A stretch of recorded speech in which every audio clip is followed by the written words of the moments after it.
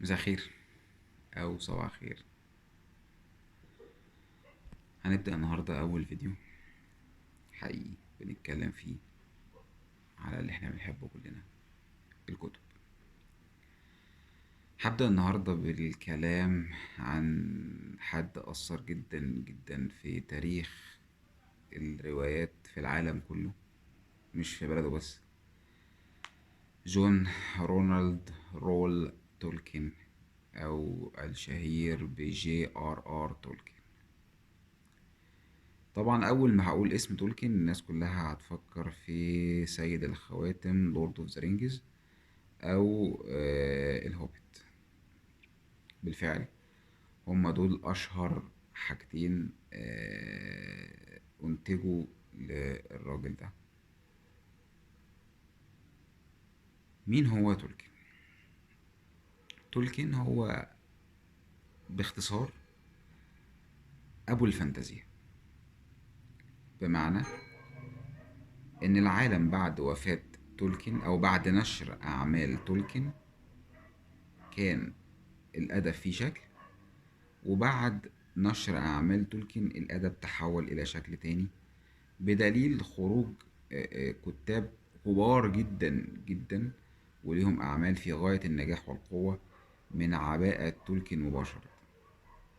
ويمكن المثال الأحدث والأقرب إلى ذهن ناس كتير آه، جورج مارتن. إن في ناس كتيرة بتشبه العوالم اللي هو عاملها بعوالم تولكين. طبعا احنا مش هنخش في الكلام ده دلوقتي، لان فيما بعد ان شاء الله هيبقى عندنا فيديو عن مارتن وعن اعمال مارتن. احنا النهارده هنتكلم في تولكين. تولكين هو ابو الفانتازيا. الراجل ده بمنتهى البساطة ظهرت في دماغه فكرة ان بريطانيا ما عندهاش، بما انه انجليزي يعني، ما عندهاش تاريخ ادبي من الفانتازيا، مقارنة طبعا بالميثولوجيا الإغريقية والميثولوجيا المصرية القديمة. فبمنتهى البساطة قرر إن هو يعمل عالم فانتازيا لبريطانيا. الراجل ده اتولد في جنوب أفريقيا لعائلة مختلطة إنجليزية ألمانية، والميكس ده ما بين الأعراق، إن هو عنده عرق إنجليزي وعرق ألماني وعايش في جنوب أفريقيا. آه، خلق عنده فكرة تعدد الأعراق، إن أنت مش عايش في بلد واحدة واللي حواليك ده جنس واحد. فبدأ يظهر الكلام ده في كتاباته اللي هنشوفها بعدين. فترة طفولة مشردة نسبيا، لأن أبوه مات وهو صغير وأمه هي اللي تولت تربيته. مش هتأثر قوي في فترة اللي احنا بنتكلم فيها، لكن اللي هيبدأ بعد كده انه بمجرد ما تم ال21 سنة دخل الجيش البريطاني، التحق بالجيش البريطاني ودخل الحرب العالمية الأولى، وعانى من ويلات الحرب العالمية الأولى. بما أثر عليه في كتاباته برضو، إن إحنا لو بصينا بشكل موضوعي لكل كتاب هو كتبه لازم هنلاقي حرب كبيرة في أعماله. والمثال الأشهر طبعا حرب الجيوش الخمسة في كتاب الهوبيت، باعتبار ان هم جيوش خمسة يعني كذا جيش، والحرب العالمية كان فيها كذا دولة بتحارب في نفس الوقت. وفي مثال طبعا تاني في لورد اوف ذا رينجز، اكتر من حرب بنفس الطريقة. هو في الجيش اتصاب وراح المستشفى، وهو في المستشفى قعد فترة قعيد الفراش. والفترة دي هي اللي اتولدت فيها الأرض الوسطى، اللي هي ميدل إيرث، اللي بتدور فيها كل أحداث كتاباته. كبر وتخرج، وبعد ما اتخرج اشتغل أستاذ في اللغة الأنجلو ساكسونية في جامعة أكسفورد. بدأ يظهر حبه للغات بدري بدري، وده اللي هيظهر لنا برضو في كتاباته. ان هو ألف لغات مش موجودة. يعني لو حد فينا اتفرج على افلام الهوبيت او لورد اوف ذا رينجز اللغة الغريبة الإلفية أو الدورفية اللي هما بيتكلموا بيها دي لغة حقيقية. هو اللي مألفها، هو اللي مألف الألفابيتيكالز بتاعتها. بعد كده أسس رابطة مؤلفين بيحبوا الكتابة، وكان فيها أكتر من حد، ولكن المثال الأقوى والأشهر في هذه الرابطة هو سي اس لويس. طبعا للي بيحب أدب الفانتازيا هيسمع الاسم ده هيعرف مين هو. هو مؤلف برضو واحدة من الروائع اللي هي نارنيا، مجموعة من الكتب هيبقى ليها معانا وقفة إن شاء الله بعدين. بس حاجة غريبة يعني إن اتنين زي دول يطلعوا من مكان واحد بيقعدوا فيه، يعني هنتخيلها بأسلوب مبسط شوية. اتنين أصحاب بيقعدوا على قهوة، واحد فيهم يطلع تولكين والتاني يطلع لويس، دي حاجة صعبة أوي. بدأت معاه التطور في الكتابة لما بدأ يكتب رواية الهوبيت. وعشان الدقة التاريخية، رواية الهوبيت بدأت كقصة بيحكيها لولاده قبل النوم. وده برضو يرجعنا لنقطة مهمة جدا، اللي فين التعلق بالأبناء بينتج حاجات عظيمة جدا. آه، والمثال برضو اللي على كده أو التكرار اللي على كده هي جي كي رولينج، صاحبة العملاقة هاري بوتر. برضو بدأت بإنها بتدور على حاجة تحكيها لابنها قبل النوم. ونفس الكلام على ريك ريوردن، بيرسي جاكسون اند ذا اولمبيانز. مع بداية عالم ذا هوبيت وبدأ يكتب فيه ببطء شديد، بدأ يكون عالم كامل، مش مجرد رواية في المكان اللي احنا عايشين فيه. يعني انا عايز برضه اوصل لكم المعلومة. هو مش بيتكلم عن القاهرة او اسكندرية او اسكتلندا، لا ده عمل عالم من لا شيء. عالم بكائنات جديدة، ببشر جديدة، بناس بتفكر بشكل مختلف وناس بتتكلم بشكل مختلف، بلغات جديدة، بخرائط جديدة، بوحوش جديدة بقى. حاجة من لا شيء، كون حاجة من لا شيء. ولما فكر ينشر، بدأ الناشر بتاعه يقنعه ان الموضوع مش سهل، وكان ساعتها في ظروف حرب. لكن مع نشر رواية الهوبيت، الرواية نجحت نجاح ساحق ما بين الكبار والأطفال، مما خلى الناشر يرجع ليه بصراحة ويطلب منه إن هو يكتب جزء تاني. خلينا متفقين إن أي حاجة بتنجح لازم هيتعمل لها جزء تاني. فتولكن نفسه قعد راجع رواية الهوبيت أكتر من مرة عشان يشوف يبدأ منين. لقى تفصيلة واحدة ملهاش بداية ولا نهاية في الرواية بتاعته: الخاتم. الخاتم ده لو بصينا في الرواية، طبعا احنا هنتكلم على رواية الهوبيت بالتفصيل بعد كده، هنلاقي في فصل فيها البطل بيلاقي الخاتم وبيستخدمه. طب الخاتم وصل للبطل هنا ازاي؟ الخاتم ده قصته ايه؟ من هنا، من التفصيلة الصغيرة دي، عمل عالم كبير جدا جدا جدا، اللي هو لورد اوف ذا رينجز. لورد اوف ذا رينجز في الاصل هي رواية واحدة كبيرة. لما جت تتنشر كان صعب جدا نشرها بالحجم الضخم اللي هي فيه ده، فالناشر اقترح عليه ان احنا نقسمها، وبالتالي هو قسم الرواية فعلا لثلاث اقسام. الجزء الاول فيلوشيب اوف ذا رينج، صحبة الخاتم او رفقة الخاتم. والجزء الثاني ذا تو تاورز، البرجان. والجزء الثالث ذا ريتيرن اوف ذا كينج، او عودة الملك. الرواية دي أو رواياته كلها عموما كان فيها تفاصيل كتير وديتيلز صعب إن حد يقدر يعمل لها تراكنج من غير دلوقتي. يعني مثلا هقرب لكم الصورة بجورج مارتن مثلا، نتكلموا معاه هو ازاي بيجمع التفاصيل ما بين الكاركترات زي جون سنو و... والأبطال، ومين راح فين ومين قاعد فين ومين بيحب ايه.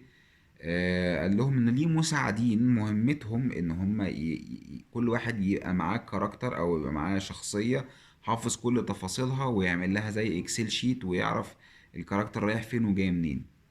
طبعا لو افترضنا ان الكلام ده موجود حقيقي، طيب تولكين كان هيقدر يعمل الكلام ده في الاربعينات؟ طبعا مستحيل. لكريستوفر ابن تولكين الكبير، كريستوفر كان بيتمتع بفوتوغرافيك ميموري، ذاكرة فوتوغرافية، استخدمها بمنتهى الدقة في لورد اوف ذا رينجز مع أبوه، في تفاصيل دقيقة جدا زي بيلبو بيحب ياكل ايه، البطل بيحب يشرب ايه، فرودو بيحب الورد اللي جنبه ايه، شكل الباب بتاعه ايه. وبعد كده كريستوفر عمل دور مهم جدا في حياة السلسلة دي عشان احنا توصل لنا، آم، بانه عمل موسوعة الارض الوسطى. آه، خلينا متفقين ان تولكن في حياته اتنشر له حاجتين: الهوبيت ولورد اوف ذا رينجز فقط. بعد وفاته ابنه كريستوفر جمع كل الحاجات اللي هو كتبها اثناء مرضه والمسودات والكلام ده ونسقها في عمل ضخم جدا اسمه موسوعة الارض الوسطى او The Shaping of Middle Earth. وبعد كده جمع حاجات تانية في اسم كتاب من جزئين، موسوعة ميدل ايرث دي كانت كتاب ضخم من 12 جزء، 12 جزء من القطع الكبير. و The Book of Lost Tales أو الحكايات المفقودة ده كان جزئين.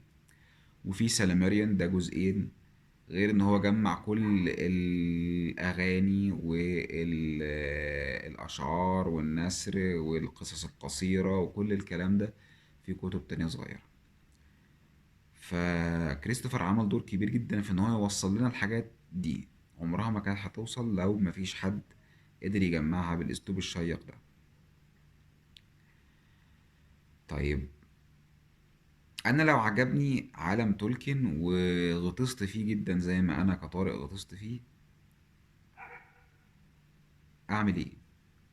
هقرا الكتب وهنتكلم في الكتب بالتفصيل فيما بعد، سواء العربي او الانجليش لان هو اترجم بالعربي وترجمة مصرية كمان. لكن نجاح تولكن اكبر العالم ان هو يستخدم النجاح ده ككوميرشال وايز عن طريق دخول تولكن الى عالم السينما بعد وفاته بسنين طويلة في سلسلة لورد اوف ذا رينجز اللي بدأت ب 2001 و2002 و2003 بالترتيب في الثلاث أجزاء. نجاح ساحق. بيتر جاكسون لما عمل الأفلام عملها بإبداع وبحرفية شديدة. نتج عن كده إعادة إحياء لكتب تولكن وإعادة طباعتها تاني. نتج عن كده إن ناس كتيرة ما كانتش قرت الكلام ده بدأت تقراه. النجاح الضخم للثلاث أفلام خلى بيتر جاكسون يجبر من قبل الشركة المنتجة، المفروض ان هو كان هيبقى فيلم واحد لكن اتقسم لثلاث افلام برضو اللي هو كتاب الهوبيت في 2012 و13 و14 على التوالي، بان هو قسم كتاب الهوبيت لثلاث اجزاء في ثلاث افلام. مدى قوة الافلام ومدى التزامها بالرواية ومدى ان انا اقراها واتفرج عليها ولا اقرا الكتب احسن، هستأذنكم ان ده يبقى في الريفيو اللي هنعمله عن الأجزاء بتاعة الكتب. يعني احنا هنعمل ريفيو عن الهوبيت وهنعمل ريفيو عن سلسلة لورد اوف ذا رينجز، كل واحدة في فيديو مستقل. وفي آخر الفيديو هنتكلم على العالم السينمائي بتاعها ومدى التزام الأفلام بالرواية. النجاح السينمائي أدى إلى استخدام شركة وورنر للنجاح الضخم العملاق ده في إنها اتجهت لإنتاج فيديو جيمز. فاللي حب الكتب وحب الأفلام هيدور على حاجة تانية ليها نفس المكانة عنده، هيلاقي الجزء الأول اسمه شادو اوف موردور. ده سبين اوف، يعني غير ملتزم تماما بالكتب كلها اللي طلعت. يعني هو قصة منبثقة من العالم، بتدور في نفس المكان، بتدور في ميدل ايرث، بنفس الاليمنتس، بنفس الفيزيائية، بنفس الشخصيات، بنفس الوحوش، بنفس البيئة. لكن أبطال جداد وقصة جديدة ملهاش علاقة تماما بالأحداث اللي ظهرت في الهوبيت أو في لورد اوف ذا رينجز.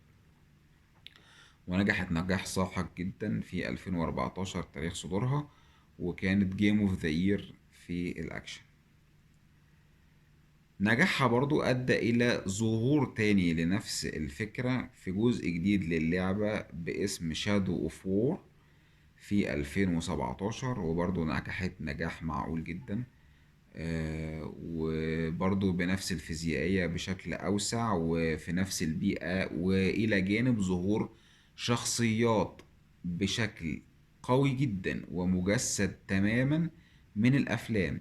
يعني هنمشيها بالترتيب كده: الشخصية ظهرت في الكتب، اتجسدت في الأفلام بمنتهى القوة، رجعت اتجسدت تاني نفس الشخصية بنفس الابيرنس بنفس الشكل اللي ظهرت فيه في الفيلم في اللعبة.